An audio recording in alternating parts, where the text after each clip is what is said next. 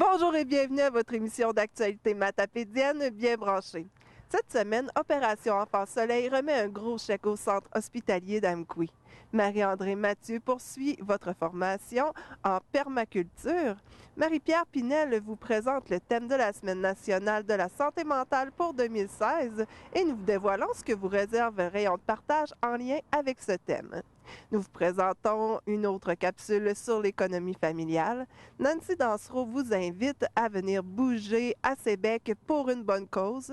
Nous sommes allés à Sainte-Florence pour constater les développements de leurs améliorations locatives. Mais d'abord, les petits explorateurs vous invitent à la captive mercredi le 4 mai prochain à 19h30 pour voyager virtuellement avec eux jusqu'en Nouvelle-Zélande. Et le 4 mai prochain que nous réservent les petits explorateurs. En fait, ce voyage, cette présentation, c'est Mme Lisanne McNicol qui nous la fera. Lisanne est partie là, près d'un an avec son conjoint en Nouvelle-Zélande. Donc, entre mer et montagne, c'est un peu, entre océan et montagne, c'est un petit peu le physique là, de la Nouvelle-Zélande. Donc, à ce moment-là, ça va faire exactement un an qu'ils sont revenus. Donc, c'était un beau clin d'œil là, à tout ça. Puis, plusieurs encore posent des questions à Lisanne et à son conjoint par rapport à ce voyage-là. Donc, je pense que ça va être fort intéressant. Puis, c'est une destination qui est assez prisée. Donc, on s'attend à avoir une belle foule. Afin de répondre aux besoins des gens de la vallée de la Matapédia, nous vous présentons le complexe funéraire de la vallée. C'est sans pression, selon vos choix, combiné à notre savoir-faire et notre profond respect, que nous vous garantissons la qualité de nos services.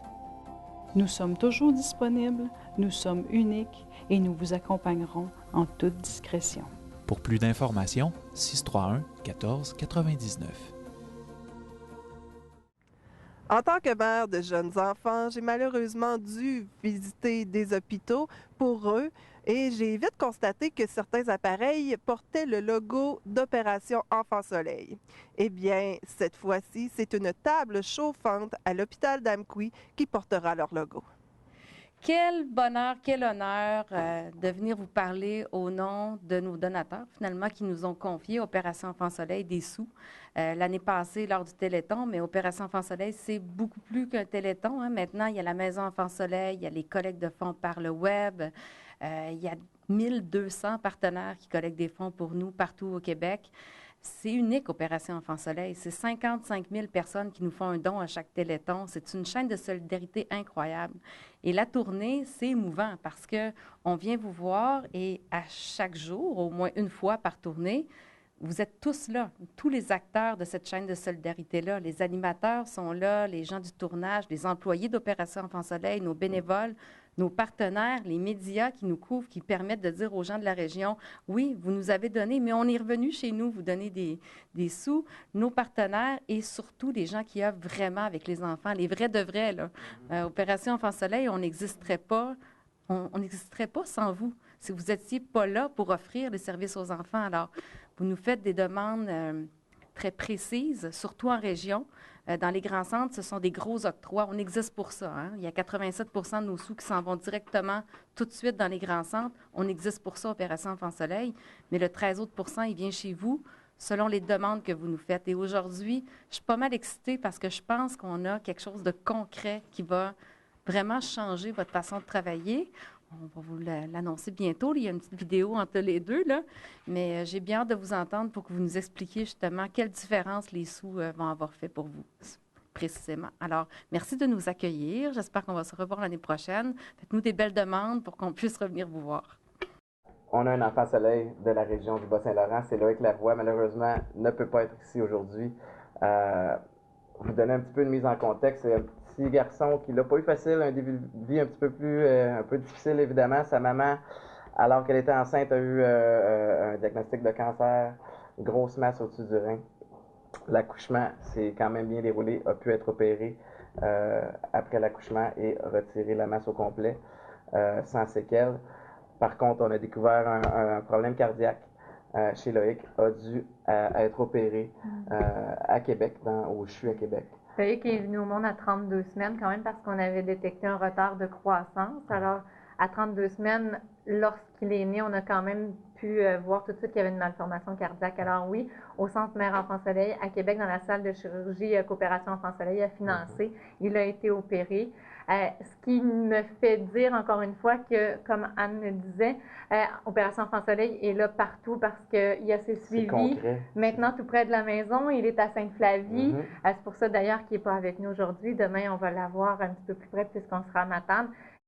Question de remettre l'octroi aujourd'hui pour le Centre intégré Santé et Services sociaux du Bas-Saint-Laurent, installation de la Matapédia.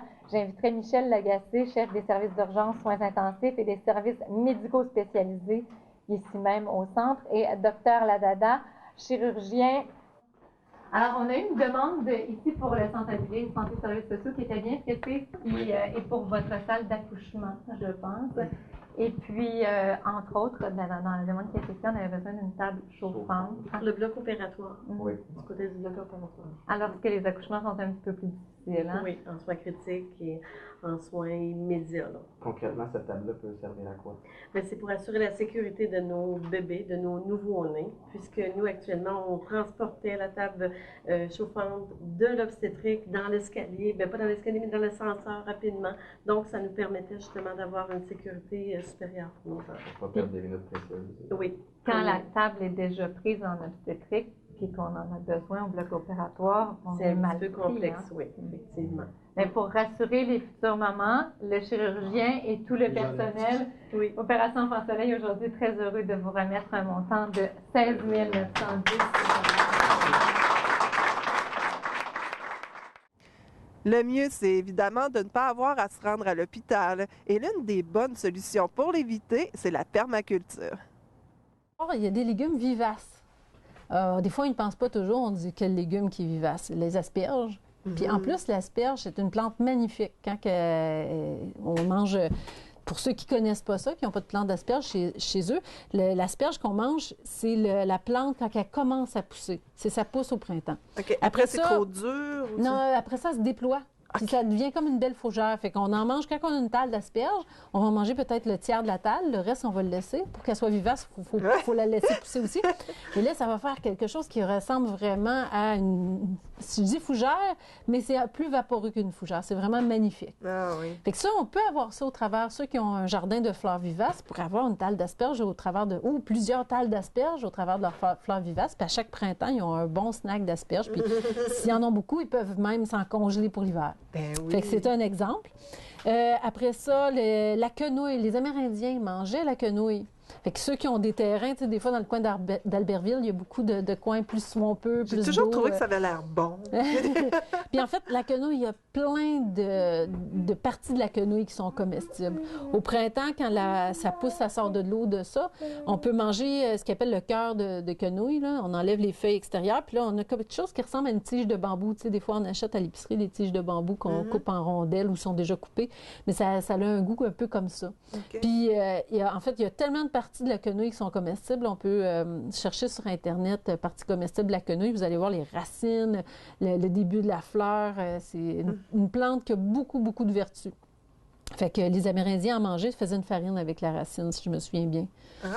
La tête de violon, ça, les Matapédiens connaissent bien ça, la tête de violon. Fait que si on a la chance d'avoir d'être sur le bord de la rivière ou sur le bord d'un ruisseau qui inonde au printemps, pourquoi ne pas s'installer de la tête de violon? Moi, j'en avais pas, puis je m'en suis planté quelques-unes, puis ils se développent très bien. Fait que là, au lieu d'avoir de la mauvaise herbe sur le bord de mon ruisseau, ben j'ai la tête de violon. Puis en plus, des terrains inondés, on ne peut pas planter n'importe quoi. Hein. Il y a des fois des choses qui ne vont pas survivre si ça inonde au printemps, mais on a la chance d'avoir une plante comestible excellente qui pousse. Puis c'est tellement beau, en plus, une fougère. Une plante que peut-être pas beaucoup de gens connaissent, c'est le topinambour. Oui. Fait que si on a un exemple de topinambour, celui-là est rose, Florent a mangé le blanc tout à l'heure. Fait que le topinambour est une plante comestible. Dans la dernière capsule, je vais parler de toutes les vertus du topinambour et pourquoi tous les jardins devraient avoir du topinambour. Des légumes qu'on ne pense pas toujours qu'ils sont vivaces, mais qui sont vivaces. L'ail est vivace. Ouais. On n'y pense pas parce qu'en fait, souvent on plante de l'ail, on va le manger au complet, mais c'est une plante comme les plantes à bulbes. Fait que si on ne récoltait pas l'ail, par exemple, à chaque année, la talle grossirait, on aurait une talle d'ail de plus en plus grosses. OK. Fait qu'on pourrait en récolter que quelques bulbes à chaque année, laisser la table s'agrandir ou les replanter un peu partout. On peut la considérer comme une plante vivace. L'ail, ça fait une très belle fleur aussi. Oui, c'est vrai. Pourquoi pas en avoir au travers Puis de même son que jardin de fleurs? C'est comestible. Dans la famille de l'ail, il y a beaucoup de sortes de plantes qui sont vivaces et qui sont des légumes consommables. Il y a beaucoup de sortes d'oignons. Ici, j'ai un oignon vert vivace. Dans les catalogues, il s'appelle Evergreen Hardy. Fait que ça, c'est un oignon vert. Il pousse. Au début, ça ressemble à un oignon vert comme tous les oignons verts. Si tu ne le récoltes pas, il va faire une talle, il va augmenter, fait qu'il va avoir plus de pousses autour de lui. Puis l'année d'après, tu vas avoir une talle d'oignons verts. Fait qu'au lieu d'en avoir un, tu vas en avoir 10. Puis là, tu peux en manger 2, 3. Puis là, éventuellement, pendant l'été, ils vont faire des fleurs. Puis à l'automne, tu vas avoir d'autres oignons verts. Fait que tu vas pouvoir manger des oignons verts tout le printemps, tout l'automne, jusqu'à temps que ça gèle. Là. Quasiment, j'ai mangé des oignons verts, quasiment jusqu'à temps qu'il neige. Fait que tout le temps, des oignons verts frais. Plus besoin d'acheter d'oignons verts à l'épicerie en été. Ben oui. C'est extraordinaire. Et les anciens se rappellent qu'autrefois, dans la Matapédia, quand on mangeait du céleri, c'était du céleri vivace. Les vieilles fermes ont ça. Le vrai nom, c'est de la livèche. OK. Ça, même dans l'histoire du Québec, c'est un légume consommé depuis très longtemps. Fait que la livèche goûte le céleri. J'en ai mangé, c'est vrai. Là. Ouais. C'est plus petit, c'est plus mince, mais La qu'un céleri qu'on trouve... la tige ne sera pas vraiment comme un céleri d'épicerie croquante qu'on va manger en crudité. Ça Mais goûte. pour avoir la saveur de céleri dans tous les plats Ouais. cuisinés, on l'a. Et puis, c'est une plante qui est d'une richesse. Elle devient haute, quasiment, si elle est dans de la bonne terre, elle peut devenir haute comme nous. Elle fait une belle fleur. Fait que c'est une plante extraordinaire. Puis on peut facilement faire sécher ses feuilles pour avoir, après ça, le céleri en Comme feuilles si- tout l'hiver pour pouvoir cuisiner avec. Fait une plante extrêmement intéressante qui est facile à partager aussi. Le houblon. On entend parler du houblon par rapport aux bières, mais le houblon est vivace par ici, très rustique. Il va faire des tiges qui vont grimper avec peu importe ce qu'on a envie de le faire grimper. On met des cordes et puis il grimpe après les cordes. Ça peut être après une clôture, ça peut être après le poteau de corde à linge, ça peut être après une grange. Peu importe, on a juste à mettre des cordes. Il va grimper où il veut aller sur les cordes. Et à l'automne, il meurt jusqu'au sol. Il commence à pousser le printemps suivant. Fait que c'est moins de troubles qu'une vigne vierge qui va vraiment attaquer le toit d'un... Tu sais, on a peur que des fois que les vignes vierges attaquent le mur d'une maison ou qu'elle se rende à corde à linge puis que ça soit difficile à déprendre. Le houblon, lui, il marche jusqu'à terre. Fait que dans le fond, il recommence à zéro à chaque année. Ah oui. Et les parties comestibles du houblon, la jeune pousse au printemps se consomme comme une pousse d'asperge. OK. Fait que là, déjà, on a une partie comestible. Les cocottes de houblon, on peut les prendre, les faire sécher et les utiliser comme tisane pour relaxer. C'est très, très, très relaxant, le houblon. Un légume qui était cultivé par les Amérindiens ou consommé par les Amérindiens, c'était la patate en chapelet. Il y a la mauve, là, les belles fleurs mauves qu'on voit partout dans les champs là, autour. Là, les feuilles de la mauve sont comestibles. On peut faire des potages avec, des sautés. On peut utiliser la feuille de la mauve comme un épinard. Les fleurs aussi sont comestibles.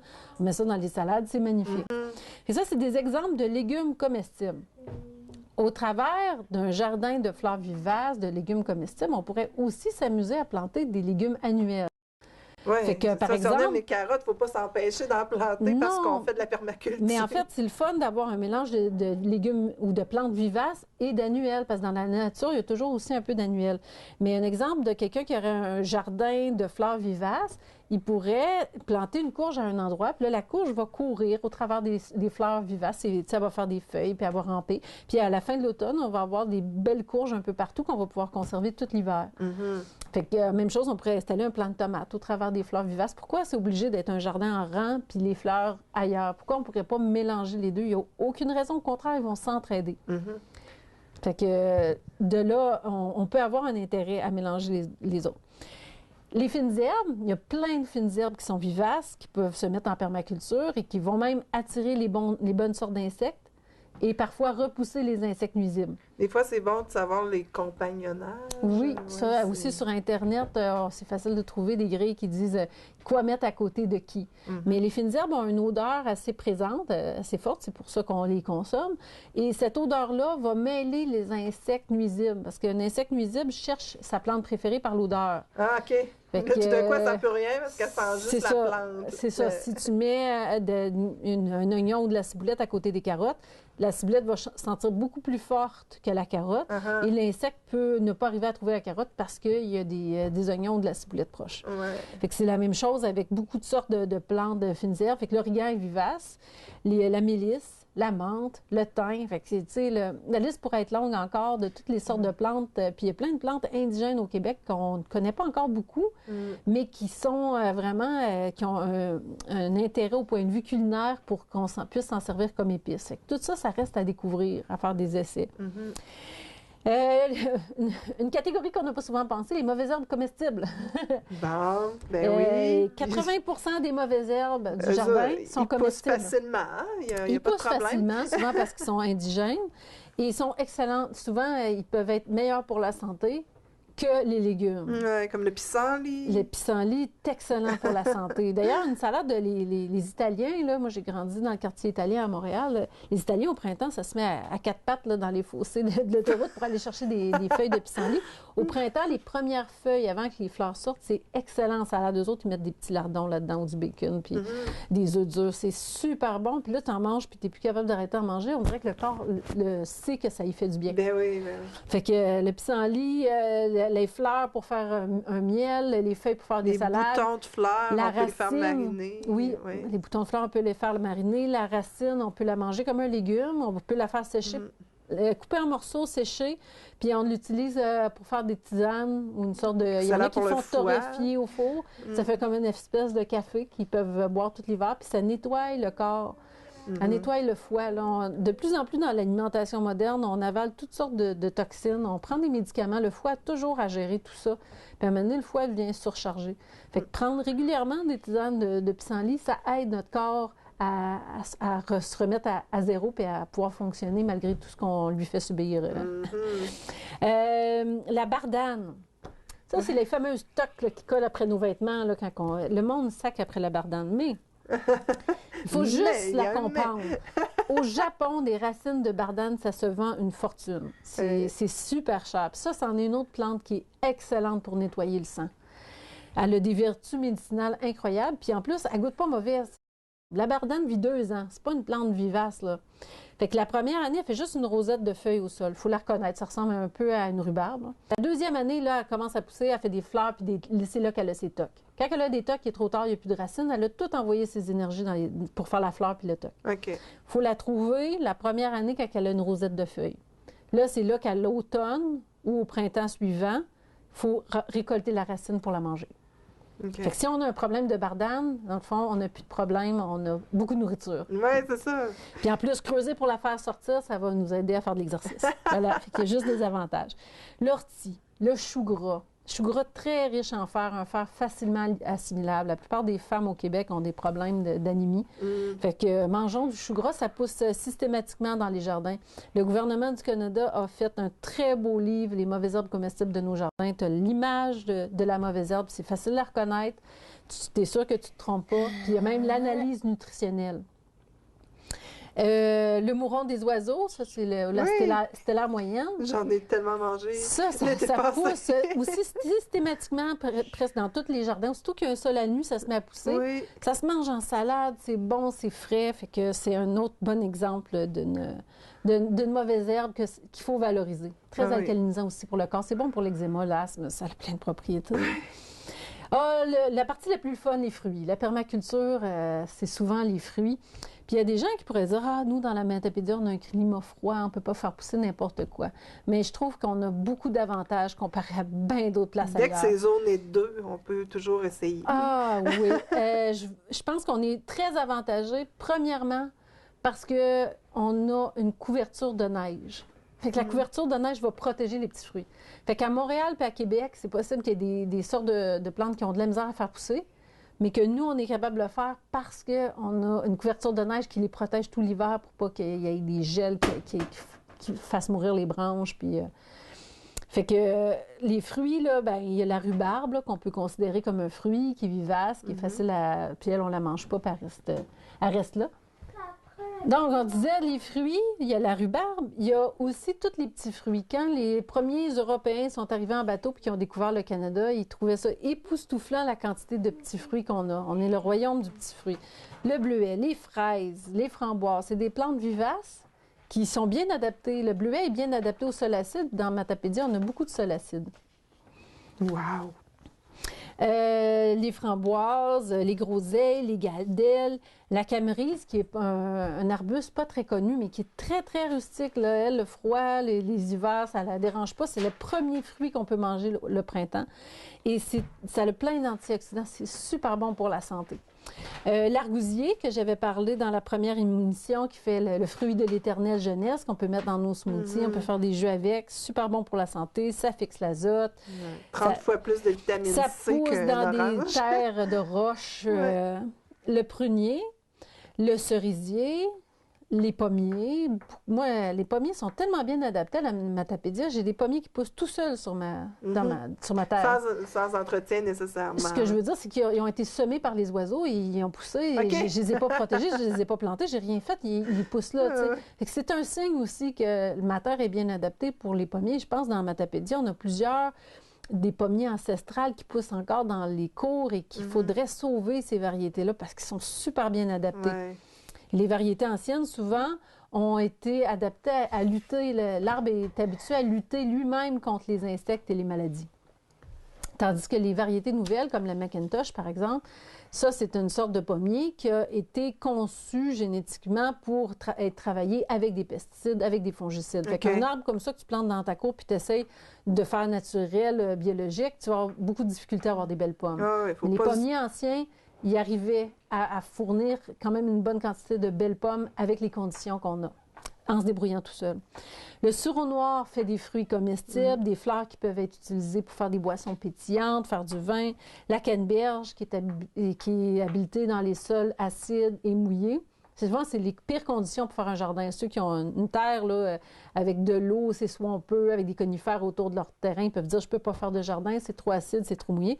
Mais là, il y a la canneberge qui peut pousser dans ces conditions-là. Il y a toujours quelque chose.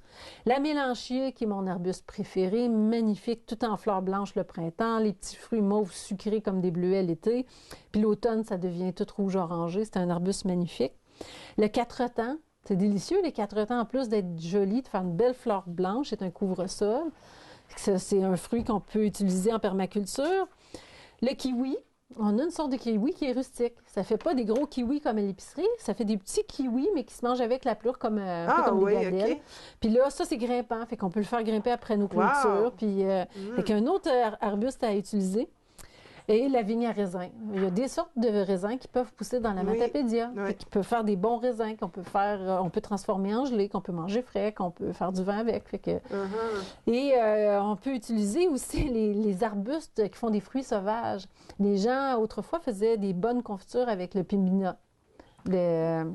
Le quoi? Le pimbina. Je sais pas c'est quoi. Oui, le pimbina, c'est une sorte d'arbuste on le voit tout le temps dans la forêt. C'est des grosses grappes de fruits orangés rouges. Là, à l'automne, il y en a plein un peu partout.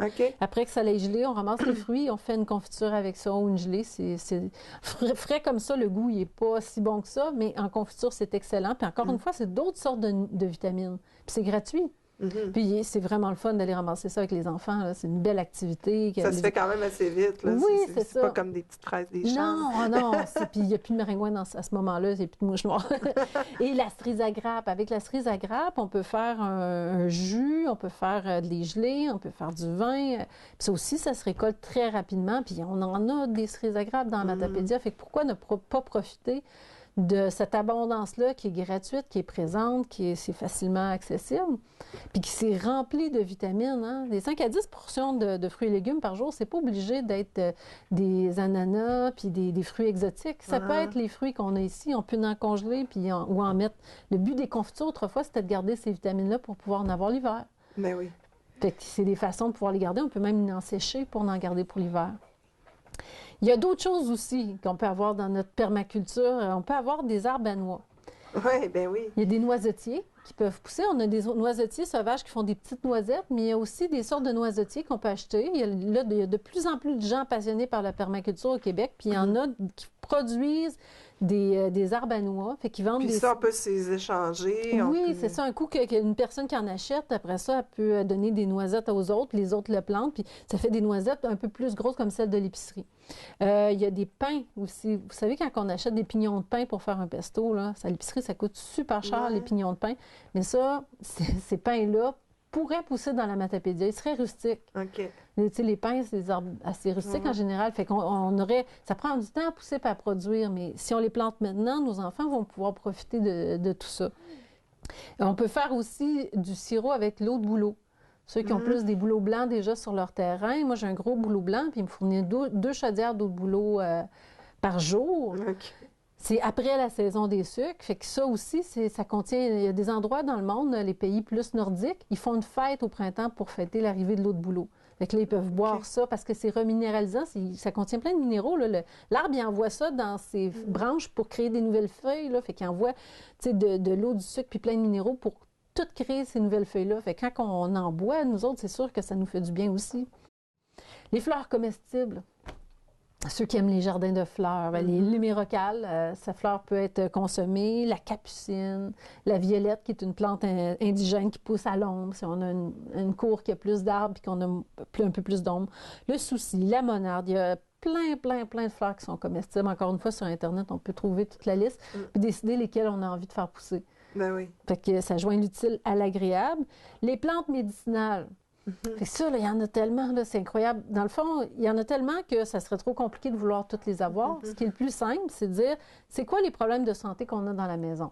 Moi, je fais de l'asthme, je fais de l'eczéma. Quelles plantes qui peuvent... Puis là, à partir de là, on regarde la liste. Dans la bibliothèque, il y a plein de beaux livres sur les plantes médicinales. Puis tu dis, l'échinacée, nous autres, on a souvent la grippe l'hiver. L'échinacée va nous aider. Fait que je vais faire pousser de l'échinacée, qui est une super belle fleur, qui attire les bourdons. Puis je vais le récolter pour pouvoir en faire sécher. Puis l'hiver, je vais pouvoir me faire des tisanes d'échinacée. Le thé du Labrador, qui pousse tout seul dans la forêt, dans la Matapédia. Juste apprendre à le reconnaître. Puis on peut se le faire sécher, puis se faire des tisanes avec le thé du Labrador. Le saule, qui pousse très, très vite. Mal de tête. Mal de tête. Le saule, c'est l'acide salicylique. C'est à partir de ça qu'ils ont fabriqué l'aspirine. Pourquoi payer pour une aspirine? Puis le saule, là, même l'hiver, les branches dépassent, ça peut être des saules arbustifs, c'est pas obligé d'être des gros saules pleureurs, mais les branches dépassent de la neige. Fait que l'hiver, tu as un mal de tête, tu vas couper une branche, tu la laisses juste tremper dans l'eau. C'est pas une recette très compliquée, là. Tu laisses tremper la branche 15 minutes dans l'eau, tu bois l'eau, puis tu viens d'avoir ton aspirine gratuit pour régler ton mal de tête.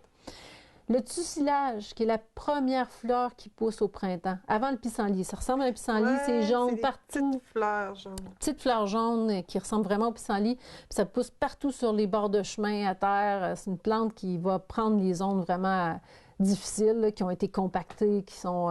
fait qu'on en voit vraiment sur le bord de la 132. Cette fleur-là, ça tussilage comme dans tousser. Les Amérindiens, les premiers colons la faisaient sécher pour faire... Un coup qui est sec, là, tu l'as laissé sur le comptoir 2-3 jours, il est rendu sec. Tu mets ça dans un pot, puis l'hiver, tu en mets dans l'eau chaude. Tu laisses tisane, puis tu bois ça, puis ça aide beaucoup pour empêcher de tousser. Et la dernière catégorie de vie qu'on pourrait avoir dans notre jardin en permaculture, c'est les champignons. Les champignons ont un rôle essentiel dans l'écosystème de la planète Terre. Ils sont super importants. On a peur des champignons parce qu'on a peur, il y en a qui sont poisons, et on a l'impression que les champignons, c'est nocif. C'est comme les insectes, la majorité sont utiles. Mais ceux qu'on choisit pour mettre dans notre cour, on va savoir qu'ils sont corrects. Là. On peut cultiver des champignons sur des bio qu'on a coupés. À cette heure, on peut commander des inoculants sur Internet comme on commande des semences. Puis là, on perce un trou dans le bio, puis on introduit l'inoculant, puis là, on va avoir un champignon qui va pousser. Ça demande un peu plus d'expertise. Il y en a qui poussent sur des bottes de paille, il y en a qui poussent sur du brin de scie. Fait que là, on est dans les expériences pour les passionnés.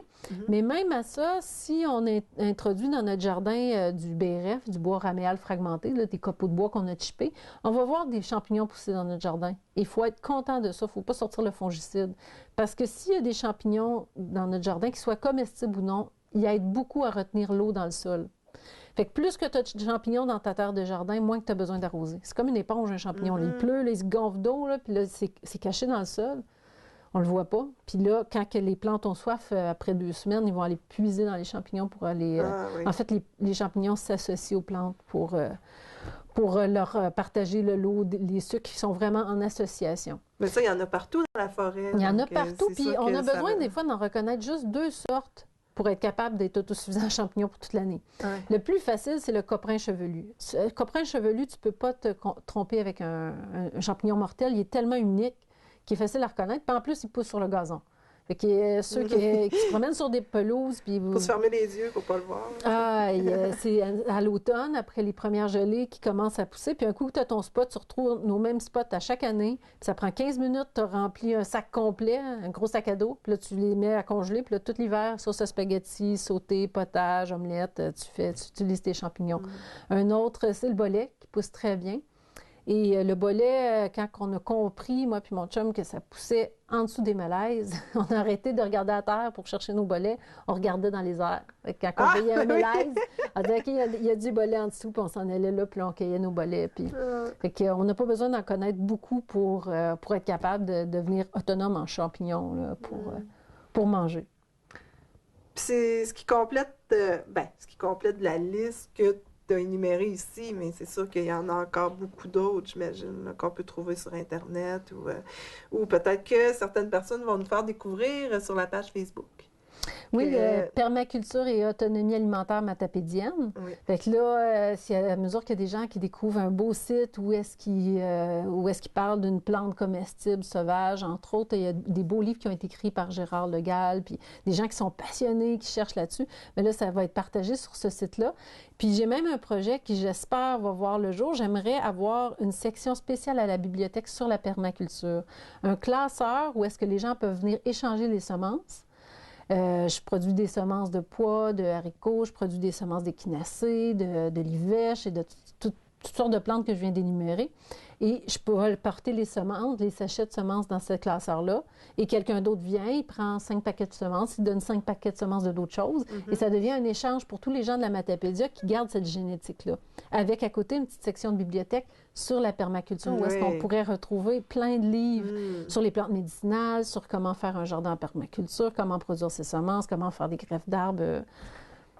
En espérant que ça soit contagieux pour toutes les bibliothèques. Oui. Bon, bien, en tout cas, là, on a fait la liste maintenant de tout ce qui peut se planter, là, pas mal par ici. Maintenant, qu'est-ce qu'on va parler dans la prochaine capsule? Je pense que ça va être le topinambour. Oui, la prochaine capsule, je la dédie entièrement à un seul légume, le topinambour, parce que je trouve que ça pourrait être l'emblème de la permaculture dans la Matapédia. Rien de moins. Alors, on se donne rendez-vous la semaine prochaine. Merci, Marie-André. Tout le monde connaît l'adage « un esprit sain dans un corps sain ». Mais connaissez-vous les 7 astuces pour être bien dans sa tête? Marie-Pierre, on va parler de la semaine de la santé mentale qui va être au mois de mai, je crois. Oui, donc la première semaine de mai, depuis maintenant plusieurs années, en fait, on promouvoit la bonne santé mentale par différents thèmes. Donc, la campagne de cette année, c'est 7 astuces pour être bien dans sa tête. 7 beaux astuces, en fait, qui sont proposées pour les adolescents, et même les plus jeunes, les adultes, nos aînés, puis également au niveau du monde du travail, donc les travailleurs, mais aussi les employeurs. Donc, c'est 7 belles idées à mettre en place dans notre quotidien pour avoir une bonne santé mentale, en fait. OK. Puis, c'est quoi au juste les 7 idées? Oui, donc, premièrement, on parle de s'accepter, donc reconnaître nos forces, puis admettre aussi des fois qu'on fait des erreurs, qu'on a des petites limites, les accepter aussi, ces limites-là. Donc, ça va se broder, en fait, tout autour de ça. Ça peut être, par exemple, pour l'employeur, de reconnaître la valeur de ses collègues, de ses employés également. Ça va faire du bien, en fait, aux employés de voir que leur patron reconnaît leur valeur comme ça. Ça va faire des employés beaucoup plus productifs puis qui vont avoir une meilleure santé mentale. Des fois, c'est la meilleure paye. Oui, effectivement. Puis c'est vraiment bon aussi au niveau de l'épuisement, là, quand on réussit à tirer un petit peu de reconnaissance de nos supérieurs, bien, c'est vraiment très aidant au niveau de notre santé mentale. Si on enchaîne avec découvrir, donc ça peut être s'ouvrir à différents points de vue, créer notre quotidien. Donc, découvrir, c'est un peu aussi sortir de nos vieilles pantoufles. On est habitué dans nos vieilles choses. Bien, c'est de sortir un peu des fois de cette zone de confort-là pour découvrir ce qui se trouve autour de nous, s'ouvrir à des nouvelles situations, des nouvelles idées. Donc, ce qui peut nous engendrer des fois des petits bonheurs, surprises. oui, effectivement. Ensuite, on peut continuer avec choisir, donc prendre des initiatives. Ça peut être faire des choix aussi en fonction de nos besoins. Donc, se sentir libre à faire des choix. Donc, ça nous donne beaucoup de pouvoir, en fait, sur notre vie, sur notre établissement. Puis, est-ce qu'il y avait autre chose aussi? Oui, en fait, on peut créer des liens, donc s'entourer de relations bienveillantes et en prendre soin aussi de ces relations-là. Ça va être une très bonne astuce, en fait, pour prendre soin de notre santé mentale. Ensuite de ça, on aurait agir, donc tirer profit de nos expériences, oser faire des nouvelles choses, se mettre en action, apprécier ce qu'il y a de bon aussi.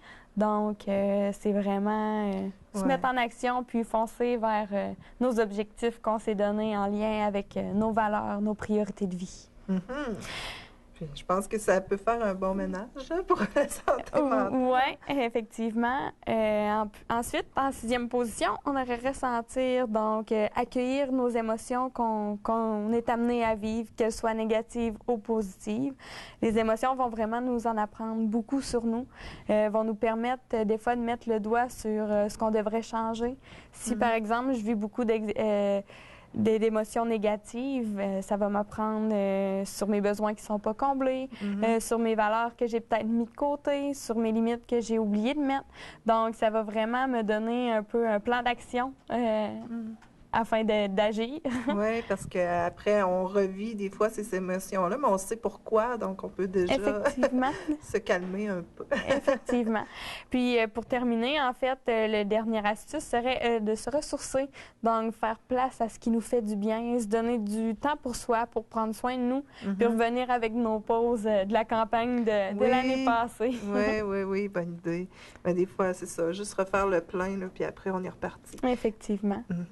Puis si on va avoir plus d'informations pour la semaine, savoir connaître les activités. Oui, donc vous pouvez aller visiter notre page Facebook, donc Facebook SMQ-BSL. Pour ce qui est de notre Facebook, on peut venir nous visiter aussi sur notre site Internet, donc smq-bsl.org. Vous avez une panoplie d'informations à ce sujet-là. Puis, vous pouvez même faire la commande, si je ne me trompe pas, d'outils de la semaine de la santé mentale. Ah bon? Donc, c'est vraiment intéressant. Sinon, n'hésitez pas à me contacter par téléphone au 418-723-6416, poste 105. Ça va me faire grand plaisir de vous aider. Merci beaucoup. Merci, bonne journée.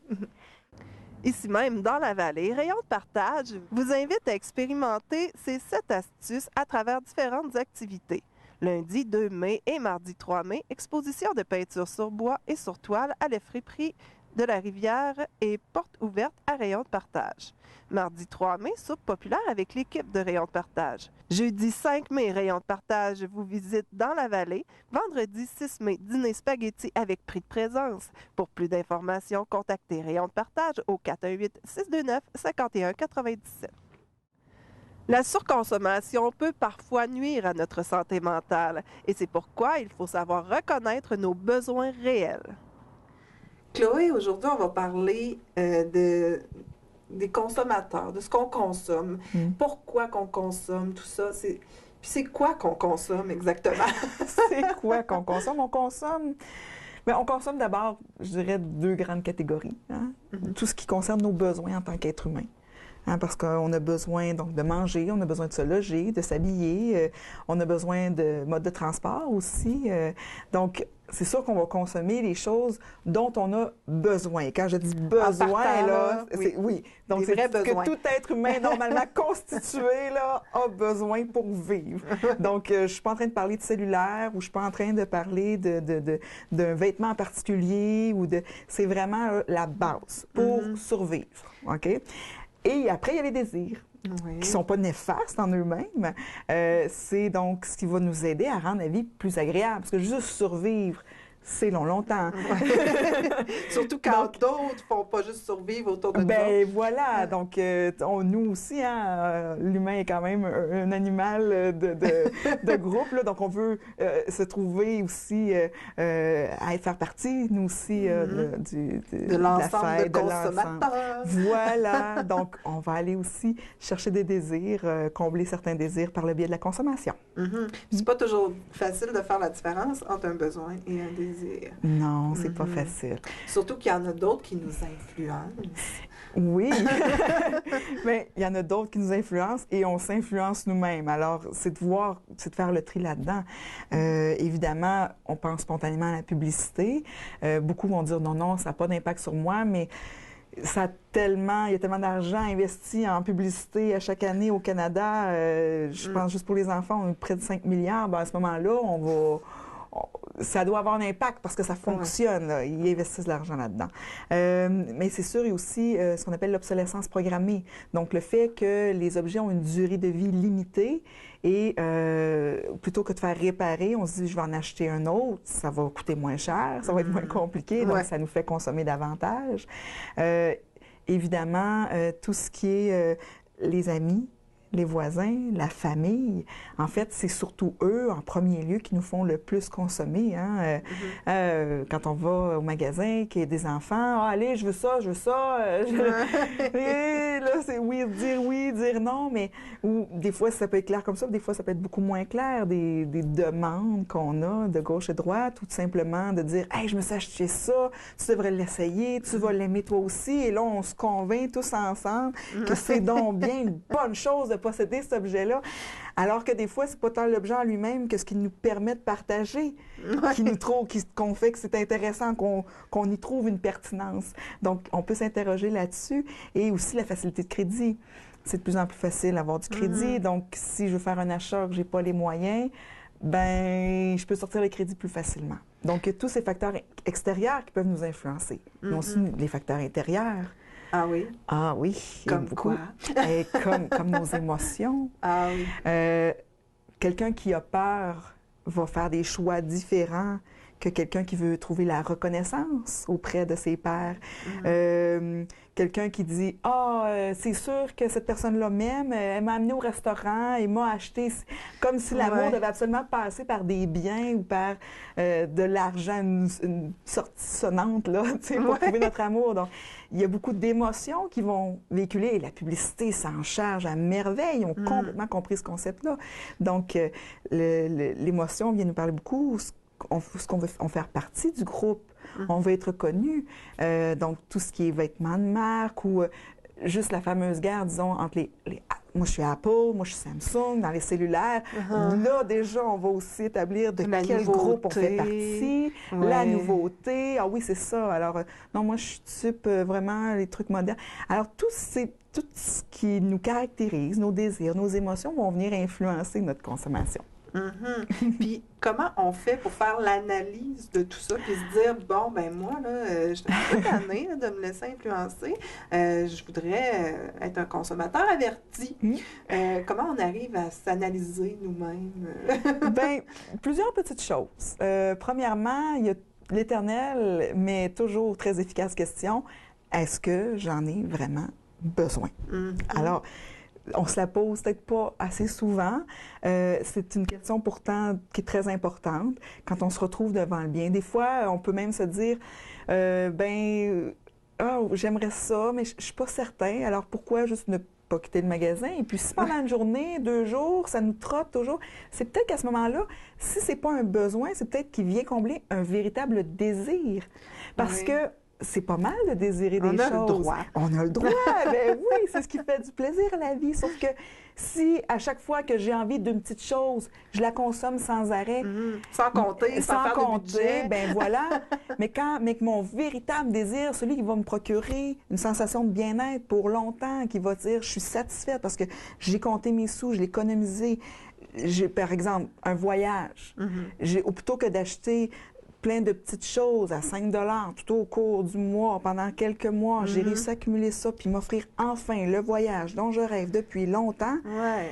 Je risque d'être plus satisfaite que de dire « Hey, regarde la belle bébelle à 5 piastres que je viens de m'acheter. Ouais. » On va faire durer le plaisir, on va faire durer la satisfaction, parce que ce qu'on veut, souvent en consommant, c'est de combler quelque chose qu'on a aussi à l'intérieur. Ça peut être un vide, ça peut être une culpabilité qu'on cherche à combler. Donc, pourquoi ne pas vraiment se faire plaisir? Tant qu'à acheter quelque chose, un service ou un bien, essayons de le prendre au moins pour la bonne chose que c'est, non seulement dire je m'ennuie, hein, des fois il y en a, oh, je m'ennuie, ou je suis fâchée, ou oh, c'est le printemps, il fait beau, puis là, oups, c'est parti.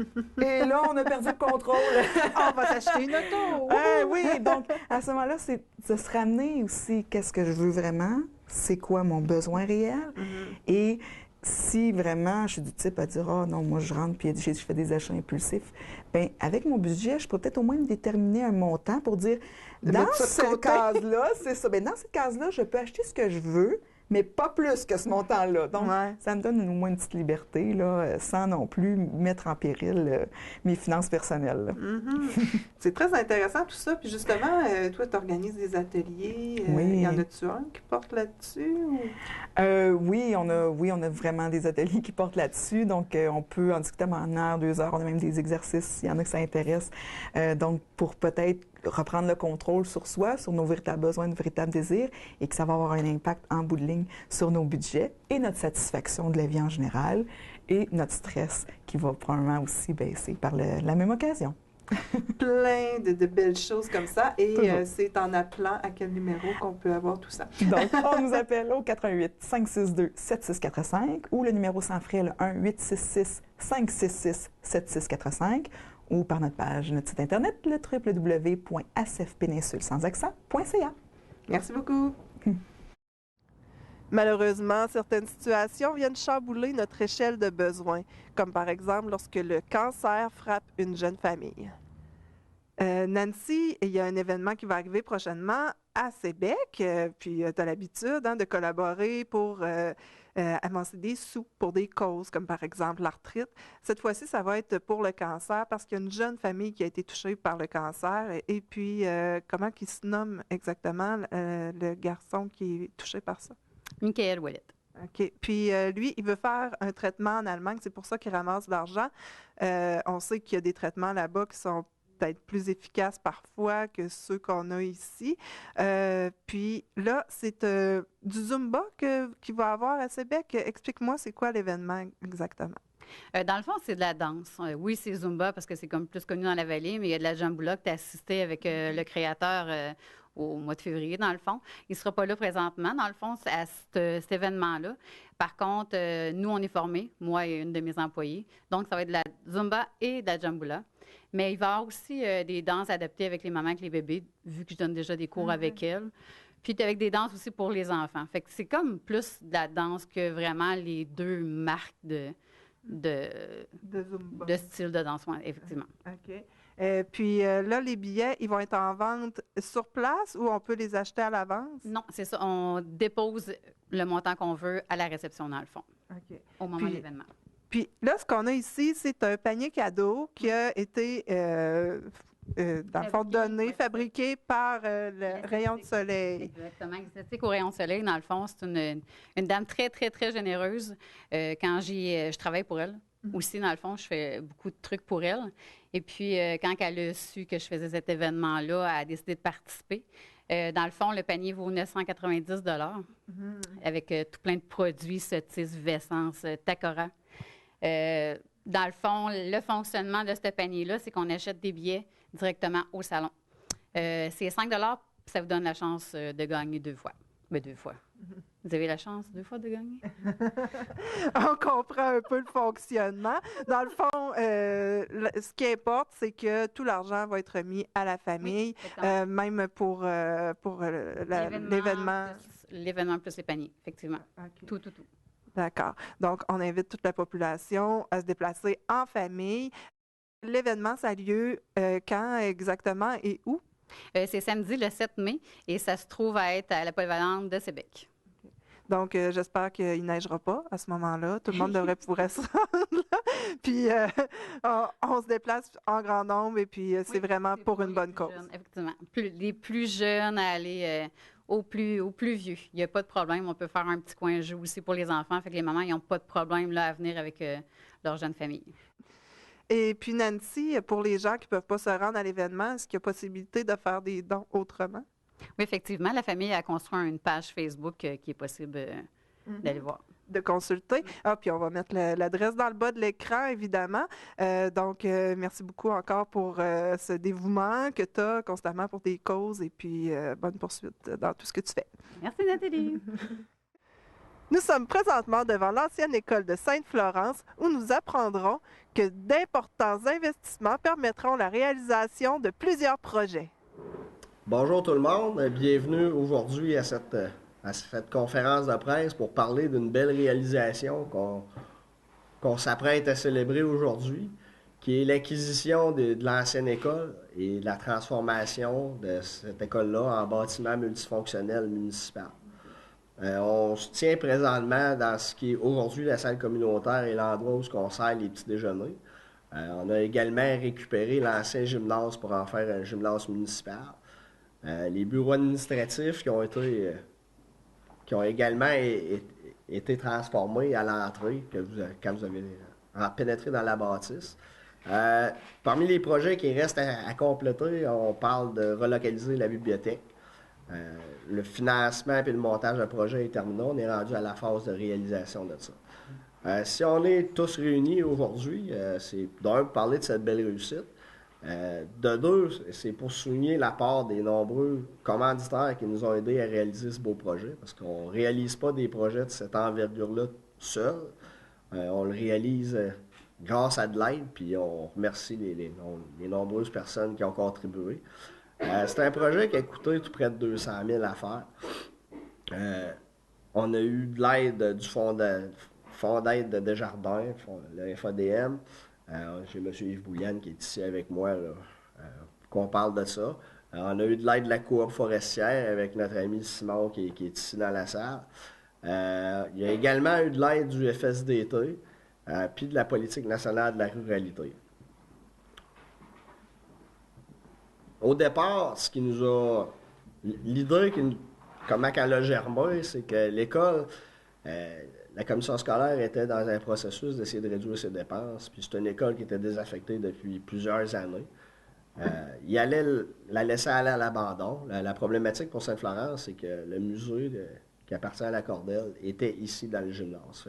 On aurait été pris qu'une relocalisation du musée ou décider de carrément abandonner le projet si on ne trouvait pas d'autres endroits. Ça nous a amené une réflexion. Qu'est-ce qu'on fait? On est-tu prêt à l'acquérir? C'est pas comme si il était à vendre, il était prêt à nous le laisser pour une valeur symbolique d'$1. Tout ce qui reste à faire, c'est qu'est-ce que ça va coûter pour transformer et rendre ça viable comme projet. C'est ce qui nous a amené à une réflexion qui éventuellement a mené à la décision que le conseil a pris d'embarquer, d'aller de l'avant, puis ici aujourd'hui, dans ces magnifiques locaux. Évidemment, Desjardins, on est très fiers quand il y a une belle réalisation comme celle-là qui se fait. Un peu, il y a quelques minutes, on a eu la chance de faire une petite tournée, là, voir les installations. C'est un très, très beau travail qui se fait. Puis j'ai souvenir des anciens locaux. Je vois ceux d'aujourd'hui. Je pense que c'est une très belle prise en charge par le milieu. Puis Sainte-Florence est reconnue pour son dynamisme au fil des années, au fil des projets. On voit que c'est des gens qui veulent développer et amener des services de plus, puis de la dynamique dans le milieu florentien. Donc, on est très, très heureux d'être associé à ce projet-là. C'est un bel exemple de prise en charge, mais aussi de dynamisation. Donc, on est content d'être là avec vous. David, il y a eu beaucoup de développement depuis qu'on s'est parlé la dernière fois pour la revue de l'année 2015. Puis, c'est ça, là, vraiment, là, ça se concrétise, là, les projets que vous aviez. Eh oui, ça se concrétise et ça s'officialise surtout aujourd'hui. J'avais parlé là, à l'époque quand on s'est rencontrés qu'on avait acquis l'ancienne école puis qu'on virait ça en salle communautaire, en édifice multifonctionnel. C'est pour ça qu'on est ici aujourd'hui, pour parler de ce beau projet-là, de cette réalisation-là, puis de féliciter nos partenaires d'affaires, ceux qui ont contribué au projet. Quand je prends le total, je regardais le tableau tantôt, c'est tout près de 50 000 sur un projet de 200 000 qu'on a eu en aide. C'est quand même un bon montant. Pour une salle, comme vous voyez, qui est une magnifique salle, ça va bien. On a un déjeuner municipal qui est très populaire. C'est sûr que la salle est un peu plus petite que l'ancienne, on avait quelques interrogations, mais avec le gymnase qu'on a, on peut disponibiliser le gymnase quand il y a les petits déjeuners. Les gens finissent en allant prendre un café là. Fait que c'est bien. Pour les bingos, on a eu des très bons commentaires. Les gens aiment bien la salle pour le bingo. Fait que ça va bien. Est-ce que ça a été long, là, tout remettre ça en place, là, puis à retaper ça comme vous vouliez? Ça a été beaucoup d'investissement? Beaucoup d'investissement, beaucoup de validation surtout. C'est aussi de faire un projet qui... parce que la bâtisse, c'est immense. Fait on met quoi où? On a eu de longues réflexions au conseil pour finir par arriver avec un consensus qui était logique et qui respectait les contraintes de la bâtisse aussi. Fait que ça nous a pris un bon 2 ans là, à tout mettre ça en place puis pouvoir aller de l'avant. Il y a même un dortoir que vous prévoyez faire là, pour le chemin de Saint-Rémy. Oui, au 2e étage. C'est sûr que les applications qu'on pouvait faire dans le monde municipal au 2e étage, sachant qu'on doit donner accès aux personnes à mobilité réduite, ça réduisait un peu les options qu'on pouvait faire à un 2e étage. Mais des gens qui sont capables de marcher 800 km pour un sentier de marche, on sait que c'est pas un problème pour aller au 2e étage. Fait que c'est quoi qu'on voulait avoir un dortoir, parce qu'on veut pouvoir qu'il y ait une plus grande possibilité d'hébergement sur notre territoire pour les marcheurs, ce qui permet à plus de marcheurs par jour de faire le sentier. C'est toujours ça, le point critique, c'est le village dans le sentier qui aura la plus petite capacité d'hébergement devient la capacité d'hébergement du sentier. On ne voulait pas que ce soit nous autres qui soit une restriction, sachant qu'on est la destination finale, puis qu'on a été grandement inclus dans la publicité du projet. C'était une belle pub pour nous, ce projet-là. Un plus pour cet été, puis aussi le musée qui va être comme en partenariat avec le camping, ça aussi, c'est vraiment un gros plus. Oui, ça leur permet je pense, de créer une synergie entre leurs 2 applications qu'ils ont dans le comité, parce que c'est 2 activités différentes gérées par le même comité, qui est la Cordelle, le comité de développement local. Ça va permettre aux gens, l'accueil va se trouver à l'entrée du camping, ce qui est déjà un gros plus, parce que présentement, c'est un accueil qui était trop petit et qui était situé dans le fond du camping.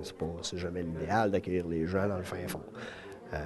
Puis le musée, lui, va prendre la place qui était dans l'ancienne salle communautaire. Alors, ça promet pour cet été des beaux développements. Félicitations. Bien, merci. Avant de terminer, j'aimerais vous inviter à un 5 à 7 au cinéma Figaro, organisé par la Table jeune de la Matapédia en collaboration avec nous. Un court-métrage mettant en vedette des jeunes de la vallée ayant participé au rassemblement jeunesse de la Matapédia sera projeté sur écran géant le 5 mai prochain. Vous découvrirez entre autres leur vision pour l'avenir de la Matapédia. Comme il reste encore des sièges libres, nous prolongeons la date limite d'inscription jusqu'au 2 mai. Le tout est entièrement gratuit et vous aurez même droit à un léger goûter. Vous devez contacter Francis Pelletier au 418-629-4503 pour vous inscrire ou encore par courriel à tvc-de-la-matapédia@gmail.com. Le recyclage est une excellente façon de réduire l'enfouissement du tiers de nos matières résiduelles. Le bac bleu sert à récupérer les contenants, les emballages et les imprimés recyclables. Il en existe 4 grandes catégories: le papier et le carton, le verre, le plastique, le métal. Pour plus d'informations sur les matières acceptées ou refusées, visitez le site Internet de la MRC sous l'onglet « Matières résiduelles ». C'est ce qui complète l'émission pour cette semaine. Pour promouvoir une nouvelle ou un événement, contactez-moi au 418-629-4503 ou par courriel à l'adresse journaliste@tvcmatapedia.com. Vous pouvez également interagir avec nous en nous trouvant sur Facebook. Visitez notre site web tvcmatapedia.com pour visionner en ligne nos émissions sauvegardées. Sur ce, je vous souhaite la meilleure des chances au Télébingo ce dimanche à 12h30 et une excellente semaine. Informatique Bar-Est assure l'entretien du parc informatique de votre TVC. Informatique Bar-Est offre un service informatique résidentiel, commercial et industriel.